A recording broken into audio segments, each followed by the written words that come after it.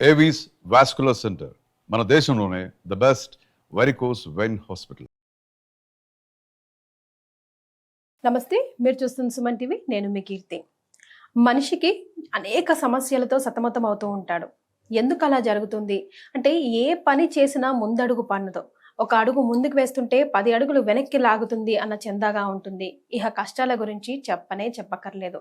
ఈ పితృపక్షాలని ముఖ్యంగా ఇలాంటి సంఘటనలు జరుగుతున్నప్పుడు ఎలా సద్వినియోగం చేసుకొని వాటి నుంచి బయటపడొచ్చు అనే విషయాలు మనకు తెలియజేయడానికి 2009 నుంచి 30,000కు పైగా జాతకాల పరిశీలనలు చేసి, అలాగే 2013 నుంచి పితృదోష నివారణ కార్యక్రమాన్ని స్వయంగా జరిపించిన ప్రముఖ ఆస్ట్రాలజర్ బ్రహ్మశ్రీ నందిబట్ల శ్రీహరి శర్మ గురుగారు మనతో పాటు ఉన్నారు. నమస్తే గురుగారు. వాగర్థావివ సంపృక్తౌ వాగర్థ ప్రతిపత్తయే జగతః పితరౌ వందే పార్వతీ పరమేశ్వరౌ. ఆదిత్యాయ చ సోమాయ మంగళాయ బుధాయ చ గురుశుక్రశనిభ్యశ్చ రాహవే కేతవే నమః. శృంగేరి జగద్గురు పీఠాధిపతులకి, కంచి పీఠాధిపతులకి నమస్కారములు తెలియజేసుకుంటూ కార్యక్రమాన్ని ప్రారంభిద్దాం. గురుగారు, చాలా ప్రాబ్లమ్స్కి పితృ శాపాలే కారణం అని మీరు చెప్తూ ఉంటారు. అందులో నాకు కూడా మీరు ఎన్నిసార్లు క్లారిటీ ఇచ్చినా పితృదోషాలకి, పిండ ప్రదానానికి ఇంకా కన్ఫ్యూజన్ అవుతూనే ఉంటుంది నాకు. అయితే ఎలాగో పితృపక్షాలు రానే వచ్చాయి, ఆల్రెడీ స్టార్ట్ అయిపోయాయి కాబట్టి డేట్స్ ప్రకారం, తిథి ప్రకారం చేసుకునే వాళ్ళు ఉంటారు. అసలు ఎవరు చేయాలి, ఎప్పుడు చేయాలి, ఎందుకు చేయాలి? అట్లీస్ట్ ఇదైనా చేసుకోండి, మీ ఇళ్లలో వాళ్ళ ఫోటోలు పెట్టుకొని, పోయిన వాళ్ళ ఫోటోలు, పెద్దవాళ్ళ ఫోటోలు పెట్టుకొని అని చెప్పడానికి ఏం చెప్తారు? భగవంతుడు అంటే భగవంతుణ్ణి ఆరాధించడానికి సంవత్సరంలో 350 రోజులు ఇచ్చాడు. కానీ మనం జన్మెత్తడానికి ప్రధాన కారణం తల్లి, తండ్రి. జీవించిన దార్భ్యత, మనకంటూ ఒక పొజిషన్ రావడానికి ఆధారపడి ఆ వ్యక్తి తండ్రి, మనం ఆధారపడతాం. మరి ఎన్ని రుణాలైనా కానీ తీర్చుకోగలుగుతాం, కానీ తల్లిదండ్రుల రుణాలను తీర్చుకోలేమమ్మా.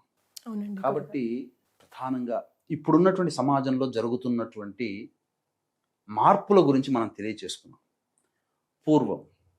పూర్వం ఒకప్పుడు ఎలా ఉండేదనంటే ధర్మబద్ధమైన జీవితం ఉండేది. పైపెచ్చు ప్రతి వాళ్ళకి కూడా ఈరోజు ఏం తిథి, ఏం నక్షత్రం, ప్రతి వాళ్ళకి నాలెడ్జ్ ఉందమ్మా. తిథివారి నక్షత్రాలు జనరల్ గా ఇప్పుడు మనకు గుర్తున్నట్టుగా ఉన్నాయి. ప్రతి వాళ్ళకు ఉండేది. కాబట్టి నా చిన్నతనం కూడా వినేవాడిని.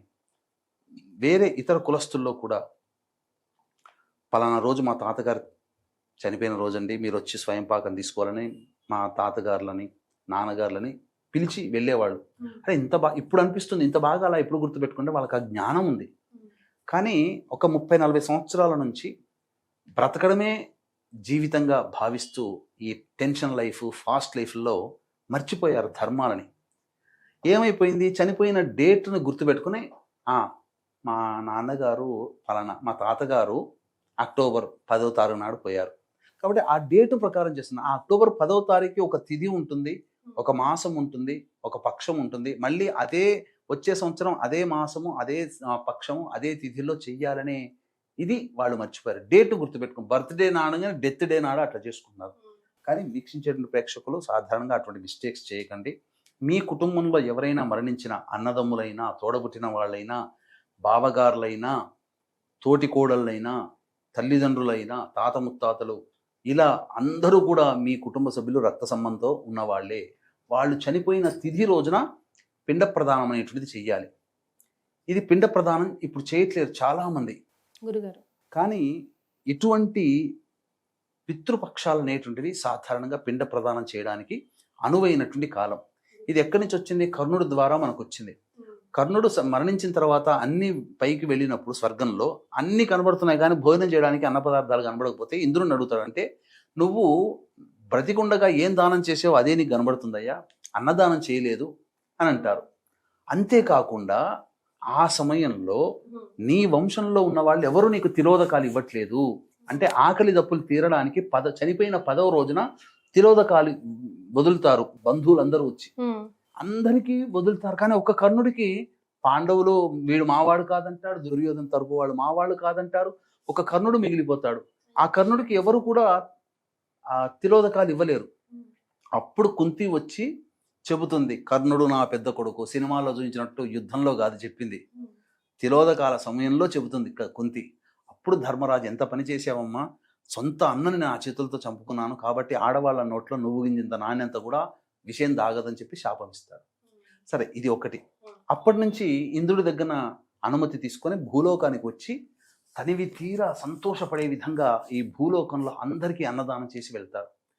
అప్పుడు ఇంద్రుణ్ణి ఆ స్వర్గానికి వెళ్ళగానే ఇంద్రుని కోరుకుంటాడు కర్ణుడు, నేను ఈ 15 రోజుల పాటు చేశాను కదా, నేను అనామకుడిగా ఉన్నాను కాబట్టి, తెలిసింది కాబట్టి నేను చేశాను. నాలాగా సాటి మానవులు అలా ఇబ్బంది పడకూడదు కాబట్టి ఎవరైనా కానీ ఈ 15 రోజుల్లో వాళ్ళ కోసం తిలతర్పణాలు, పిండ ప్రదానాలు ఈ రోజుల్లో చేస్తారో వాళ్ళకి ఆకలి దప్పులు లోటు లేకుండా అనుగ్రహించు యమధర్మరాజు అని చెప్పి కోరుకోగానే యమధర్మరాజు అంగీకరిస్తారు. అందుకనే ఆ 15 రోజులు పితృపక్షాలుగా ఏర్పడి ఆనాటి నుంచి చనిపోయినటువంటి వాళ్ళ కోసం ఏర్పాటు అనేటువంటిది జరిగింది. ఇది వీళ్ళకి ఎలా జరుగుతుంది అని అంటే, ఇక్కడ చనిపోయిన తర్వాత, మరణించిన తర్వాత కర్మానుసారము మళ్ళీ జన్మ ఎత్తక తప్పదు.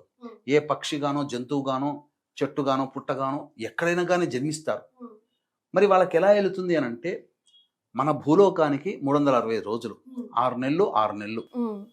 కానీ పితృలోకంలో మనకు 6 నెలలు ఈజ్వల్ టు వాళ్ళకు ఒక పగలు, మనకు 6 నెలలు ఈజ్వల్ టు ఒక రాత్రి, మనకు సంవత్సరం ఈజ్వల్ టు వాళ్ళకు ఒక రోజు. కాబట్టి మనం సంవత్సరంలో ఒక రోజు పెట్టడం వల్ల వాళ్ళు ఏ జన్మ ఎత్తుతారో ఆ జన్మకి భూలోకంలో కనుక జన్మెత్తితే భూలోకంలో మొత్తం సంవత్సరం పాటు అన్నదానాలకి లోటు లేకుండా జీవిస్తారు.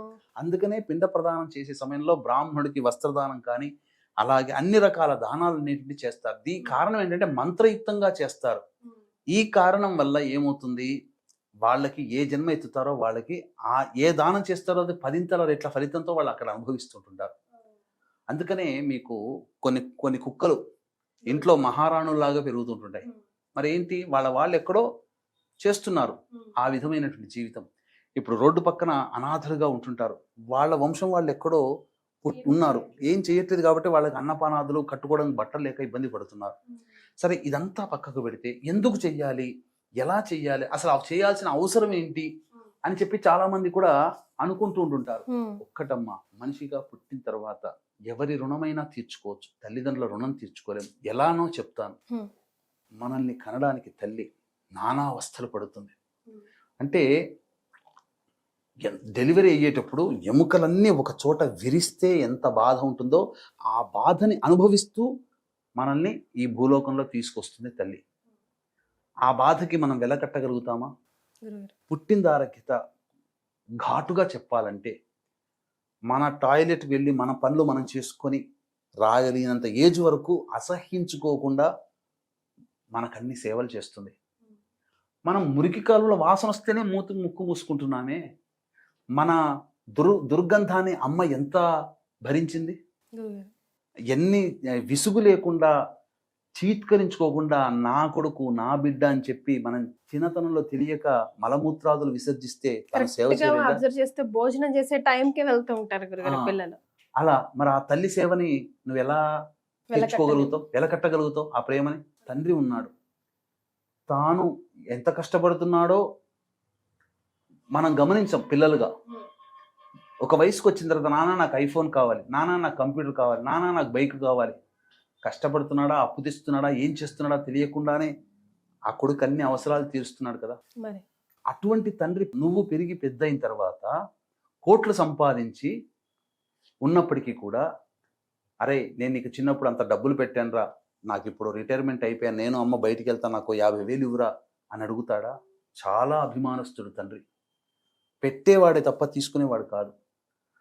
తనకి వచ్చిన పెన్షన్ డబ్బులో తన భార్యకి తనకి ఖర్చులు ఎలా తీసుకుంటాడే తప్ప కొడుకు దగ్గరకు వచ్చి చేయి చాచి అడగడు. అంత అభిమానస్తుడైనటువంటి తండ్రిని వెలకట్టగలుగుతాం ఆ రుణాన్ని?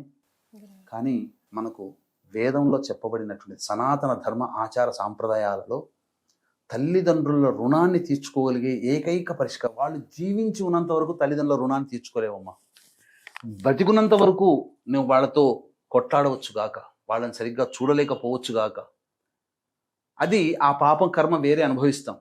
కానీ మరణించిన తర్వాత ఒక కొడుకుగా పుట్టినందుకు, ఒక ఆడబిడ్డగా పుట్టినందుకు ఆ రుణాన్ని తీర్చుకునే ఏకైక మార్గం వాళ్ళు చనిపోయిన తిథి రోజున, డేట్ కాదు, తిథి రోజున వాళ్ళ కోసమే పిండ ప్రదానం చేయడం. ఏం ఖర్చమ్మా? పిండ ప్రదానం పెద్ద ఖర్చే ఉంటుంది.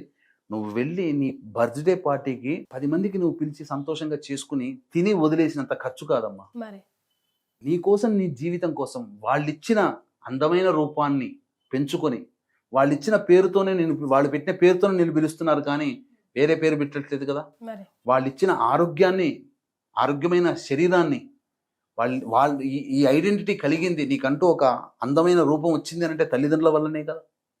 ఇంతగా నీవు తల్లిదండ్రులకి నువ్వు పెనవేసుకుంది నీ జీవితం అంతా. రుణం తీర్చుకునే ఏకైక మార్గం ఈ యొక్క పితృపక్ష. వాళ్ళు చనిపోయిన తిథి రోజున చేయాలి. అది చేయలేకపోయినా ఈ యొక్క సంబంధించినటువంటి పిండ ప్రదాన కార్యక్రమం చేయాలి. చాలా మంది చేయట్లేదమ్మా. మొక్కుబడిగా స్వయంపాక దానం అని చెప్పి బ్రాహ్మడికి ఇచ్చేటప్పుడు కూడా అనవసరంగా ఇస్తున్నామనే భావంతో చేస్తున్నారు. చాలా తప్పు. అటువంటిది ఏనుకుంటే ఇయ్యకుండా ఉండండి నాయన, వాళ్ళు అనుభవించే వాళ్ళు ఇస్తారు. కానీ ఇంకా క్షోభ పెడుతున్నట్టు అంటే బాధపడుతూ ఏడుస్తూ అయ్యో ఖర్చు పెడుతున్నాం, అయ్యో ఈ రూపాయలు ఉంటే కనుక నాకు ఏదో కరెంటు బిల్లు పోయేది, ఏదో పాల బిల్లు పోయేది, ఈ రూపాయలు ఖర్చు పెడుతున్నాం. ఒక్కడి తెలియదమ్మా, పితృదేవతలు కనుక అనుగ్రహిస్తే పితృదేవతల కోసం పెట్టిన ఖర్చుకి 1000 రెట్ల పైన వాళ్ళు అందివ్వగలరు. నీకు ఎట్లాంటి ఇబ్బందులన్నా కాచుకొని కూర్చుంటారు. మహాలయ పక్షాలు, ఈ పితృపక్షాలలో అందరూ కూడా నా కొడుకు ఈరోజు పిండ ప్రదానం తర్పణాది కార్యక్రమాలు వదులుతాడు, ఆ పుణ్యాన్ని తీసుకొని నేను పోవాలి అని చెప్పి ప్రతిరోజు మధ్యాహ్నం వస్తారు. మీ 15 రోజుల్లో 8వ తారీఖు నుంచి మొదలుకొని 21వ తారీఖు వరకు, అమావాస్య వరకు ఈ సంవత్సరం అటువంటి పితృపక్షాలు వస్తాయి. కాబట్టి ప్రతిరోజు ఎదురు చూస్తుంటారు. కానీ ఎంత చెప్పినా చాలామంది చేయట్లేదు. కనీసం 21వ తారీఖు అమావాస్య రోజునైనా కానీ చేయదగినటువంటిది. గురుగారు, మరి కొడుకు లేని వాళ్ళ పరిస్థితి ఏంటి? ఇటువంటి అంటే ఇప్పుడు దీనికి సంబంధించి చూసుకుంటేనమ్మా, ప్రధానంగా ఈ యొక్క పిండ ప్రదానం అనేటువంటిది మనం చేయాలి ప్రధానంగా. అందుకనే మన పీఠం ఆధ్వర్యంలో 21వ తారీఖు రోజున మరణించినటువంటి వాళ్ళ వైపు 3 తరాలు, ఇటు 3 తరాలు, అటు 3 తరాలు, భర్త లేదా తండ్రి వైపు 3 తరాలు, భార్య లేదా తల్లి వైపు 3 తరాల్లో మరణించినటువంటి వారికి ఆత్మతృప్తి కోసం 21 అమావాస్య, మహాలయ అమావాస్య, ఆ రోజున పితృకారకుడైనటువంటి రవి నక్షత్రం ఉండడం, ఆ రోజున పితృకారకుడైనటువంటి రవికి సంబంధించినటువంటి ఆదివారం అవ్వడం చాలా విశేషం. అటువంటి సందర్భం మళ్ళీ మళ్ళీ రాదు. కాబట్టి ఆ రోజున మన పీఠమాధ్వర్యంలో పిండ ప్రదాన కార్యక్రమాలు అనేటివి జరిపించడం జరుగుతుంది. తర్పణాది కార్యక్రమాలు అనేటివి జరిపించడం జరుగుతుంది. అవకాశం ఉంటే కార్యక్రమ తదనంతరం ఆ యొక్క పిండ ప్రదానాలు, తర్పణాది కార్యక్రమాల్లో మీ యొక్క గోత్రనామాలు నమోదు చేసుకోవచ్చు. లేకపోతే నా దగ్గరే చేయించుకోవాలని ఏమేమి లేదమ్మా. దగ్గరలో ఉన్నటువంటి మంచి పండితునింది, ఏం భగవంతుడు శక్తినిచ్చాడు. ఈ రోజుల్లో ఎవరమ్మా బీదవాళ్ళు ఎవరున్నారు? మనం అనుకుంటే పెట్టుకోలేనంత బీదవాళ్ళు లేరు. కటిక దారిద్ర్యాన్ని అనుభవిస్తున్న వాళ్ళు కాదు కదని మనం మాట్లాడేది. అటువంటి వాళ్ళకు కూడా ఒక వెసులుబాటు ఉంది. కటిక దరిద్రం అనుభవిస్తున్న వాళ్ళకి కూడా భగవంతుడు ఏం చెప్పాడంటే, ఒక ఎవ్వరూ సంచారం లేనటువంటి ప్రదేశానికి వెళ్ళిపోయి దక్షిణం వైపుకి తిరిగి మధ్యాహ్నం వేళ 12 నుంచి 1 గంట మధ్యలో వెళ్ళిపోయి ఆకాశం వైపు చూస్తూ చిన్నప్పటి నుంచి పుట్టినప్పటి నుంచి తల్లిదండ్రులు ఏ విధంగా పెంచారు, ఎంత అల్లారు ముద్దుగా చూసుకున్నారు అనేటువంటివన్నీ గుర్తు తెచ్చుకొని వెక్కి వెక్కి ఏడుస్తూ, నేను అశక్తుని, నాకు భగవంతుడు డబ్బు ఇవ్వలేకపోయాడు, నాకేం సహకారం లేదు, నన్ను క్షమించు పితృదేవతల్లారా అని చెప్పి తల్లిదండ్రులని మనసారా స్మరించుకొని బాధపడుతూ ఆ రోజు గనక ఉంటే పితృదేవతలు ఉపశమిస్తారు. ఉండి లేకపోవడం వల్ల, చేయలేకపోవడం వల్ల ఇటువంటి దరిద్రున్నా నేను కన్నది, తల్లిదండ్రులు గతించిన తల్లిదండ్రుల కోసం ఒక్క పైసా ఖర్చు పెట్టనటువంటి వాడినా నేను కన్నది, నా పెంపకం ఇట్లాంటిదా అని చెప్పి బాధపడతారు. అంత దౌర్భాగ్యం ఎందుకమ్మా? ఇప్పుడు తాగి తందనాలు ఆడడానికి డబ్బులు వస్తాయి, కానీ ఇటువంటి వాటికి డబ్బులు లేవు అని అంటే ఖచ్చితంగా దౌర్భాగ్యుడే వాడు. తల్లిదండ్రులని గురించి ఆలోచించకుండా, అలాగే కోడలిగా తన కర్తవ్యాన్ని నిర్వర్తించకుండా ఉన్న ఆడది ఆ జన్మ వ్యర్థం. అటువంటి వాళ్ళు వ్యర్థమని చెప్పవచ్చు. గురుగారు, స్వయం పాకంలో ఇచ్చే వస్తువుల్లో మినిమం టు మినిమం ఈ వస్తువులు ఉండాలి అని చెప్పడానికి, అంటే ఏది పడితే అది వాళ్ళకి పాపం యూజ్ అవ్వాలి కదా తీసుకున్న వాళ్ళకి కూడా. ఖచ్చితంగా కాయగూరలు, ఆకుకూరలు అనేటువంటివి ఉండాలి, బియ్యం ఉండాలి, తిలలు అంటే తైలము ఇవన్నీ ఉండాలి, చింతపండు, ఉప్పు, కారము ఇవి ఉండాలి. ముఖ్యంగా ఏం చెప్పబడి ఉందంటే పనసకాయ, తర్వాత నల్లేరు కాడ, అలాగే కాకరకాయ, ఇవి 3 ఖచ్చితంగా దానం చేస్తే 300 రకాల ఆకుకూరలు దానం చేసిన పుణ్యఫలితం ఈ 3 వల్లనే వస్తుంది. కాబట్టి ఇవి దానం చేయాలి. ఇవ్వకూడని వస్తువులు ఏమైనా ఉన్నాయా గురుగారు, తెలిసి అంటే, తెలియక? ఇవ్వకూడని వస్తువులను అంటే మనకు విశ్వామిత్రుని యొక్క సృష్టిలో ఉన్నటువంటిది ఎర్ర గోంగూర, అంటే ఆమ్ల గుణం కలిగినటువంటిది. టమాటాలు కూడా వద్దంటారు వాస్తవానికి. ఆలుగడ్డలు, ఉల్లిగడ్డలు, ఇవి ఇవ్వకూడని వస్తువులు. ఇవి తెలియవు గురుగారు, జనరల్ గా అన్ని ఇస్తూ ఉంటాం. ఇవ్వకూడదమ్మా. ఉల్లిగడ్డలు, కొంతమంది రాడిష్ అంటే ముల్లంగి, ఇవన్నీ ఇస్తుంటారు, అవి ఇవ్వకూడదమ్మా. గురుగారు, మరి ఇంట్లో పిండ ప్రదానం చేసే వాళ్ళు ఎలాంటి నియమాలు పాటించాలంటారు? పిండ ప్రధానమైన తర్పణాలైనా కానీ చేసుకునేటువంటి వాళ్ళు ముందు రోజు బ్రహ్మచర్య వ్రతాన్ని ఆచరించాలి. అంటే చతుర్దశి తిథి 20వ తారీఖు రోజున, 21వ తారీఖు అమావాస్య కాబట్టి, పైగా ఆదివారం అయింది కాబట్టి, ఆ రోజున సంబంధించినటువంటిది పూర్తిగా చాలా మంది ఏంటంటే మాకు నాన్ వెజ్ అనేది అనవాయితీగా ఉంది కాబట్టి నాన్ వెజ్ వండుతారు. అంటే వాళ్ళ ఇష్టాలు వండి పెట్టడానికి చూస్తారు, కానీ శాస్త్రంలో అది చెప్పబడలేదు, మధ్యలో వచ్చింది. వాళ్ళ పేరు చెప్పి వీళ్ళు తినడానికే తప్ప మరి ఫోటో వచ్చి తింటుందా, వాళ్ళు వచ్చి తింటారా?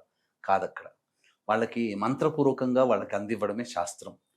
చాలా మంది ఫోటో పెట్టుకుంటారు, చేయాలి, అగరబత్తి వెలిగించడం, దీపారాధన చేయడం, పూలమాల పెట్టడం చేయాలి. బ్రాహ్మణుని పిలిపించుకొని శక్తి ఉంటే పిండ ప్రదానం చేయండి, తర్పణాలు, తిల తర్పణాలు చేయండి. అవి లేకపోతే కనీసం తిల తర్పణాలైనా చేయండి. ఖచ్చితంగా బ్రాహ్మడికి స్వయం పాకం ఇవ్వాలి. ఏవి చేయలేని పక్షంలో కనీసము ఈ యొక్క స్వయం పాక దానమైనా కానీ బ్రాహ్మడికి చేయాలి. బ్రాహ్మడు ఇంట్లో వినియోగించుకునే వస్తువులు దక్షిణతో సహా, వీలుంటే వస్త్రం కూడా ఇస్తే చాలా మంచిది. ఇది చేయాలి. కానీ ముందు రోజు చతుర్దశి, తర్వాత చేసేటువంటి రోజున అమావాస్య రోజున, తరువాత రోజు కూడా మాంసాహారము భుజించకూడదు, ఇంట్లో వండకూడదు. చాలా మంది మాంసాహారాన్ని వండే అలవాటు ఉంటుంది. సాధారణంగా పితృదేవతలు అనేటువంటిది ఇది శ్లాఘించరు. ఇది మనం ఉన్నటువంటిది. ఏ తిథి అయితే ఆ తిథి ముందు 3 days ఎవరి తిథికి వాళ్ళు అమావాస్య రోజున చాలా మంది ముఖ్యంగా చేసుకుంటారు. చేసుకుంటారు. అయితే చేసేటువంటి కర్త ఎవరైతే పిండ ప్రదానం చేస్తున్నాడో ఆ వ్యక్తి, అనగా కొడుకైనా కానీ, ఆ వ్యక్తి ఆ రోజంతా కూడా ప్రశాంతంగా ఉండాలి. చేసేటప్పుడు కోపము, ఆవేశము ఇవి ఉండకూడదు. ఉంటే పితృదేవతలు ఆగ్రహిస్తారు, అనుగ్రహించరు. కాబట్టి ఆ విధంగా ఉండాలి. ఇవి లేవు, చేసుకోలేకపోతున్నాం అంటే మన పీఠం ఆధ్వర్యంలో 21వ తారీఖు రోజున ఎట్లాగో పిండ ప్రదాన కార్యక్రమం జరిపించడం జరుగుతుంది. చక్కగా చేసుకోవచ్చు. చాలా విలువైన సమాచారాన్ని అందించారు గురుగారు, ధన్యవాదాలు. సర్వం శ్రీ ఉమామహేశ్వర పరబ్రహ్మార్పణమస్తు.